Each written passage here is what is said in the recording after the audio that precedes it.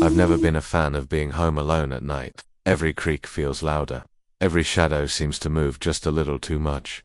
But I kept telling myself I was just being paranoid. My parents had gone away for the weekend, leaving me in charge of our house. It was an old place, built before I was born.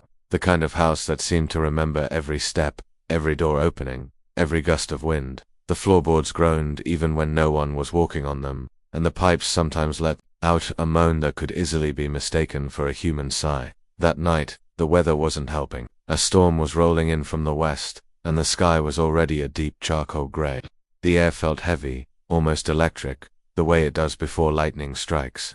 By 11 p.m., the rain had started, tapping steadily against the windows. The wind whistled through the cracks around the doorframe, rattling the porch light outside. I curled up on the couch with a blanket, trying to distract myself with a movie. The house felt huge when it was just me inside it. The silence between the sound of rain and the hum of the TV was almost unbearable. I kept the lamp on next to me, its warm glow casting long shadows across the walls. Around 1:40 a.m., the power flickered once, then again. My heart skipped a beat each time, but the light stayed on.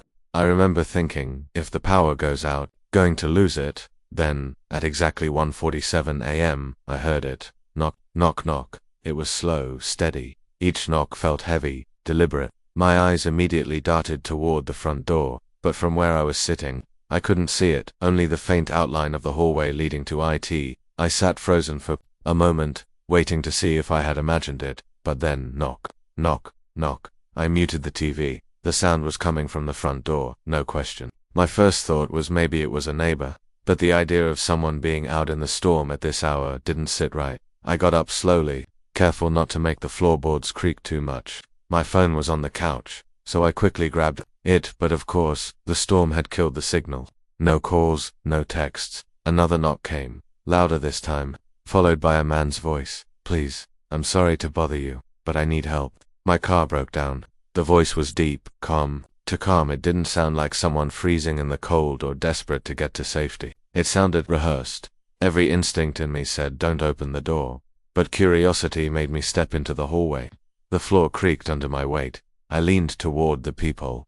There he was, a man in a long dark coat, hood up. I couldn't see his face clearly, but his head was tilted slightly, as though he was trying to listen through the door. He stood perfectly still. Too still. I stayed quiet. Then, out of the corner of my eye, I noticed something beyond the porch light. Movement. Two more figures, standing just beyond the glow. They weren't moving much, just watching, and what made my skin crawl was that both of them had their heads tilted at the exact same angle as the man at the door. The man knocked again, harder this time. "Please, I just need to use your phone." I backed away from the peephole, my heart pounding. I remembered my dad kept a baseball bat in the hall closet. I grabbed it and moved quietly into the kitchen, crouching low. That's when the knocking moved. It was at the back door now. 3 loud bangs, then silence. I held my breath, straining to hear over the sound of the storm. A few moments later, a soft scratching started at one of the windows, the sound of fingers dragging slowly across the glass. I wanted to scream, but I knew they'd hear me. The scratching stopped, and for a while, all I could hear was the wind. I thought maybe they had left. I waited. 10 minutes passed, then 15, and then from the far side of the house, a new sound. A light tap-tap at my bedroom window. The room I had locked earlier. They had gone around the house. They knew where my room was. I gripped the bat so hard my hands hurt. My legs were shaking, but I stayed put, hidden in the kitchen. Finally, after what felt like hours, the sound stopped. I didn't dare check until the sun came up. When I finally opened the front door in the daylight, the porch was wet from the rain, but muddy footprints covered the wood. They circled the entire house, and on my bedroom window, smeared in thick mud, was a handprint. The police came, but they didn't find anyone. No neighbors had seen strangers that night. No one had reported a broken-down car. Sometimes, late at night when the wind picks up, I think I hear knocking again, and I can't help but wonder, what would have happened if I had opened the door?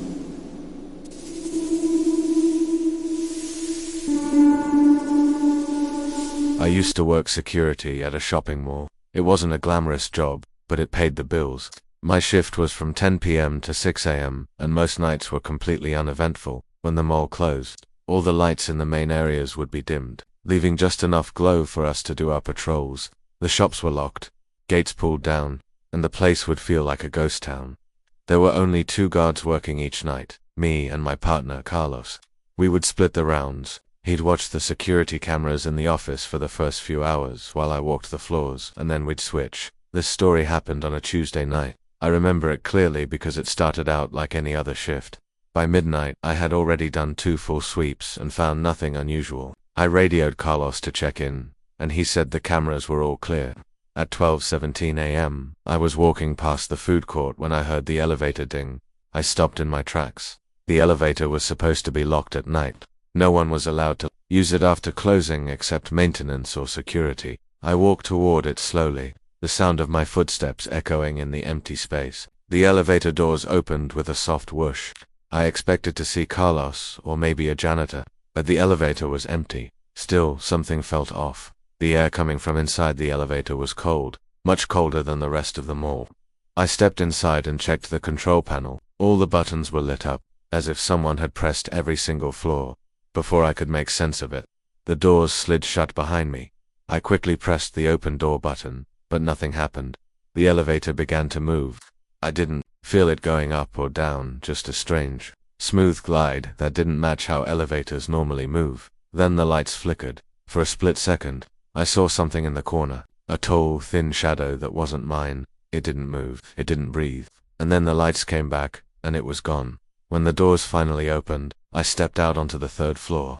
But here's the thing, the 3rd floor of our mall had been closed off for renovations for months. It was pitch black except for the dim glow from a single emergency light far down the hallway. I radioed Carlos. "Hey, are you on the cameras right now?" "Yeah, why?" He replied. "Do you see me?" There was a pause. Then Carlos said, "No, where are you? You're not showing up on any feed." The hair on my neck stood up. I turned toward the emergency light and saw movement. A figure was standing under the light, facing me. At first I thought it was a mannequin from one of the closed stores, but then it tilted its head, slowly, just like it was studying me. I took 1 step back and the figure took 1 step forward. That was enough for me. I bolted for the elevator, hitting the closed door button over and over until it shut. I could still see that dim silhouette through the narrowing gap until the doors sealed shut. When I got back to the main floor, I ran straight to the security office. Carlos was staring at me like I'd lost my mind. "You okay?" he asked. "Check the 3rd floor camera." I told him. He pulled it up, but the feed was just static. All of the 3rd floor cameras had gone out at exactly 12:17 a.m., the same time I had entered the elevator. The rest of the night I refused to leave the office. We filed a report with management, but they brushed it off, saying maybe a homeless person had gotten in and the cameras were just faulty. But here's the thing. 2 weeks later, a different night guard quit after hearing someone whisper his name on the 3rd floor, when he was supposed to be alone. I still dream about that figure under the emergency light. In my dreams, it's always closer than it was before.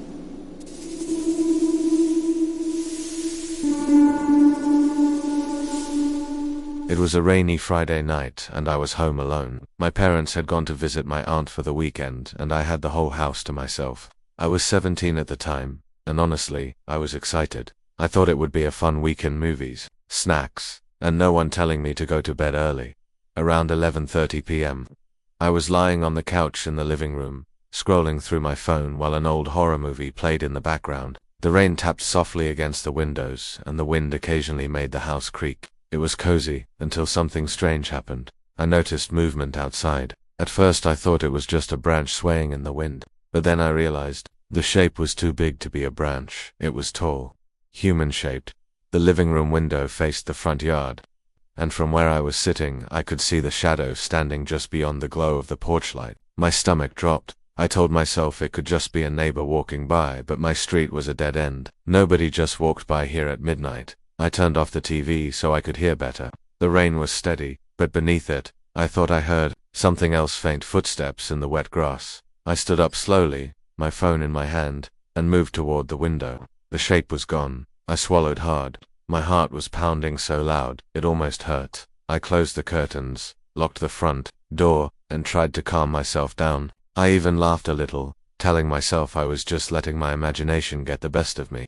But then came the knock. It wasn't loud, just 3 slow, heavy knocks. Knock, knock, knock. I froze. Every nerve in my body screamed at me not to answer. The door, whoever it was, didn't knock again.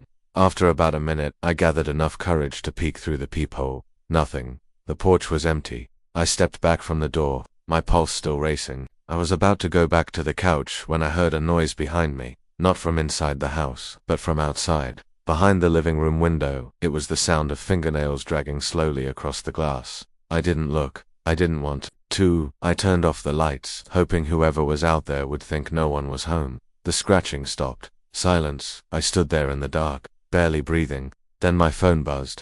It was a text from an unknown number. It said, "Why did you turn off the lights?" I nearly dropped the phone. My hands were shaking as I dialed 911. The dispatcher told me to stay on the line while they sent a unit. The next 3 minutes felt like hours. I didn't hear anything outside.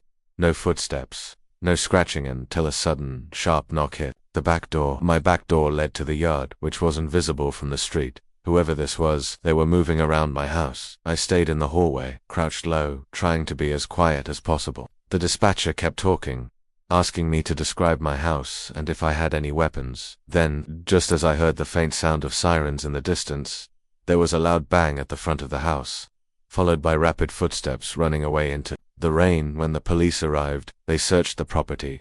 They didn't find anyone, but they did find something by the living room windowette. Shoe prints. They were large, too big to belong to anyone in my family. The scariest part, the officer told me the footprints didn't come from the street. They came from the woods behind my house. Whoever it was had been watching me from the darkness long before I noticed them.